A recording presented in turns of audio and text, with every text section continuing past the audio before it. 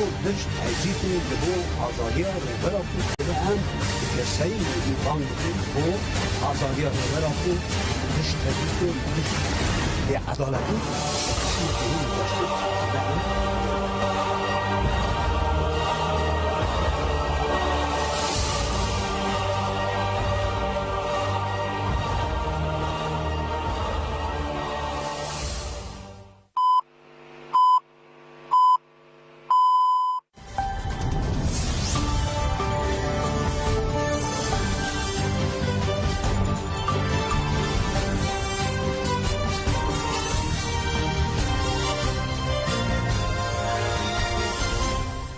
Cenavendان uçağın radyoya denge gelden baş ürü 23 Cotmeh 2023 düşemli Brüksel saat ne lamedede Gudarın hecamen uçağın seresveyi peşkeş biken demdem azadi areber apoye.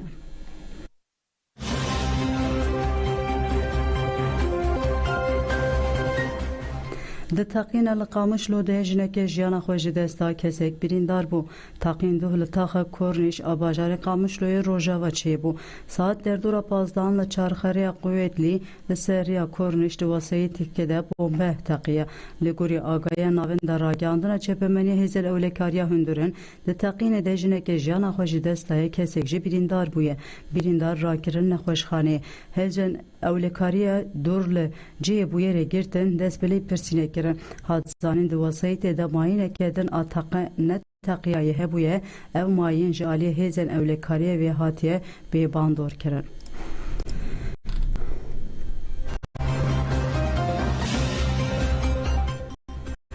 هیزن پدک و هیزن عراقی لحفکتن فرمانداریا بریارگه ناوند یا پرسنا گل تکیلدار روشا هیزن خویان وارگه شید رستم جودیا مغموره روژا نوزده جوتمه دا خویانی دابون فرمانداری به برفرهی لسر خورد دایشه یا ویدمه دا گیر کرنا بجارین وکه موصول راقیه و دست وردانا گرلا یا لوی روشه ببیر خسته هر وها دیار کرن کو پشت شینین وارگه خوی گهاندن اصلا خو پاراستن هیزن خو به تمامی جهره موکشاندنه بردوامی گوت نهال کامپا پنابران آماخ موره تو هزه من نمایه پشت کو گرلاین هپگه و یه جاستار جماخ موره و کشیان ارتش عراقی لدورن کو گریلا لیبون و ماخ موره دپاراستن بجیه بون لسرویه که هزن پده که خواست لوان دوران بجیه ببن و دنابر وان و ارتش عراقی ده شر درکت دربار انجام شر دنابر آلیان ده والیتیا موصل آگاهی دا والیتی دیار کرکو شهر ساعت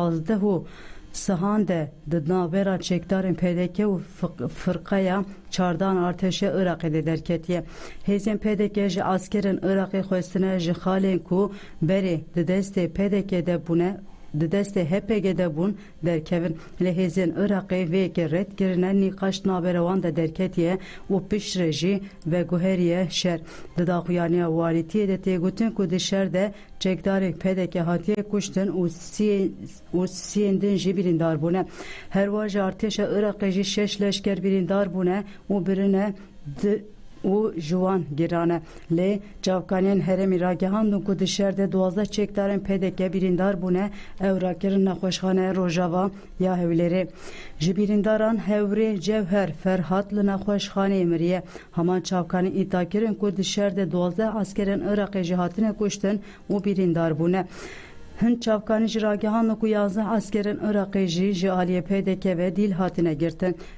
شهر حیا ساعتین شوی جی دوام کریه پشت شهر پدکه هزک زده جی هولری بر به هرمه و هاتینه شاندن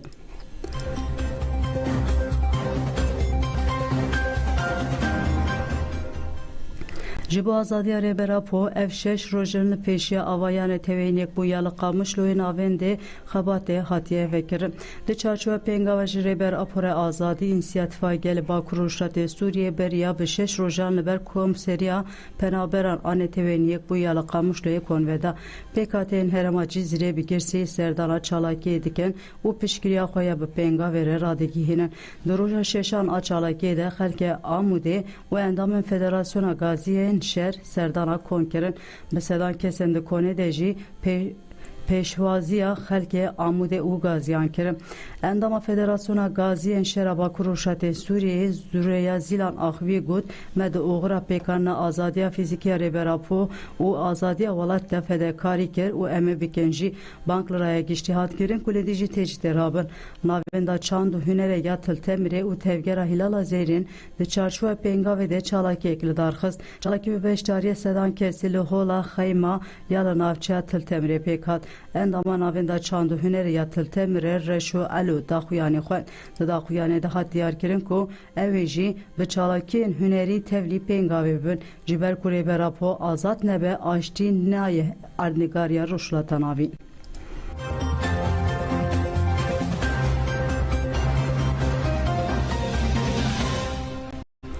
Hevserokê Kodarê got kampanya ji bo azadiya rêberapû bandorek mezin li cîhanê kir.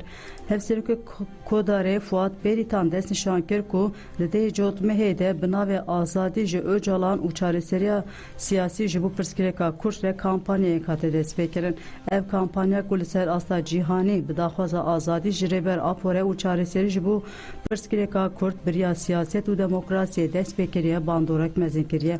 Di kampanyayê de ji gelan alîgirên demokrasî jîngehparez sazî, sendika û rewşenbîrcîh girtin ev girînge.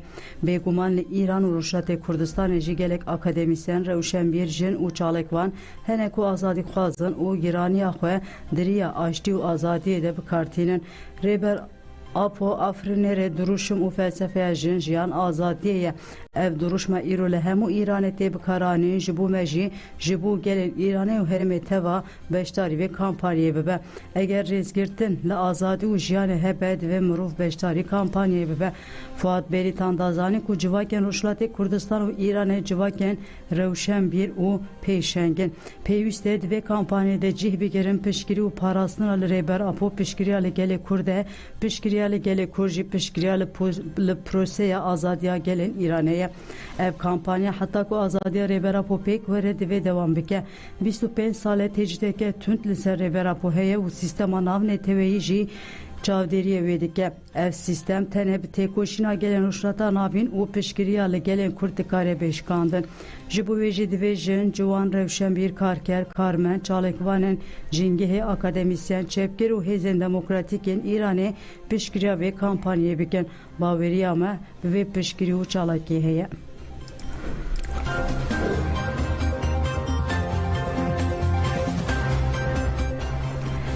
Rêxistina Kurdên li Almanya Konmet biryargir 10 navendan Almanyayê ji bo azadiya rêberapû çalakê li dar bixe. Rêxistina Kurdistaniyên li Almanya Konmet jî ji bo pêngava ji rêberapûrê azadî re xurt bike li 10 navendên Almanya çalakiya Konvedanê li dar dixe.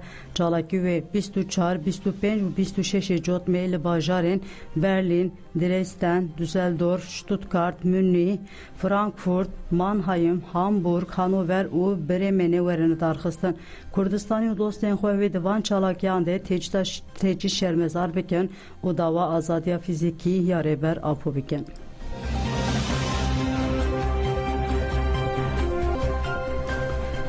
Li bajarê Köln ê Almanyayê merasima bîrenînê hate li darxistin.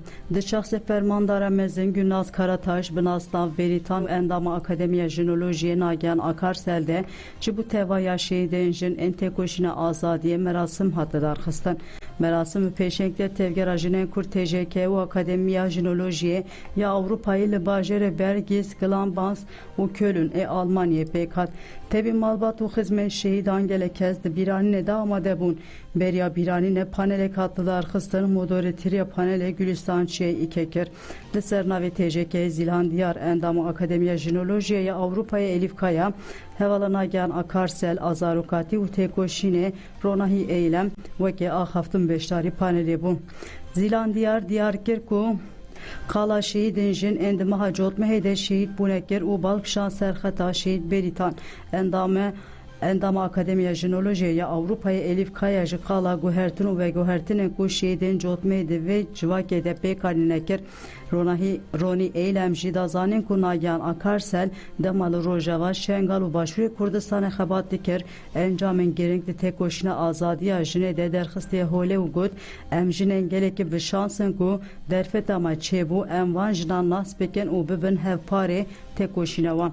Piştre jî Raqsvaneke ku ji welatê baskî hatibû bi cil û bergên xwe yên herêmî performansê xwe ya bi navê Rûmet pêşkêş kir. Komajînên internasyonalîst a bi navê Latır en Liberté ji derkeser dike û stranan şehîdan bi bîranî. Bîranî pêşandina sînevîzyona derbarê jiyana şehîdan dewam kir.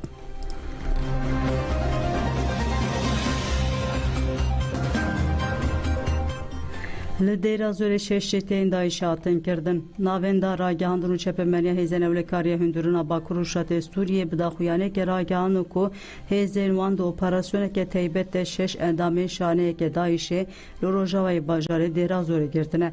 Li daxuyanê de ev agahî hatin parvekirin.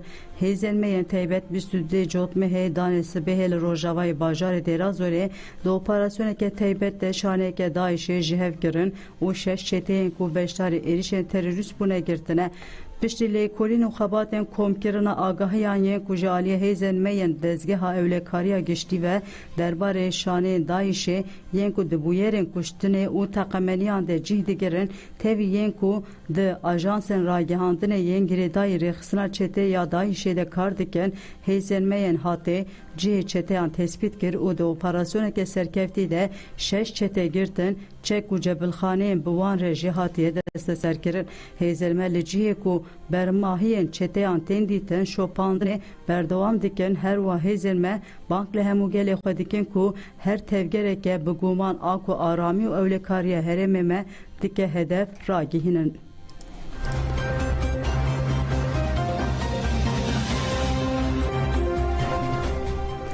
Ahmet Sporê Isparta Suhu Dudu Spor 2-1 têk bir.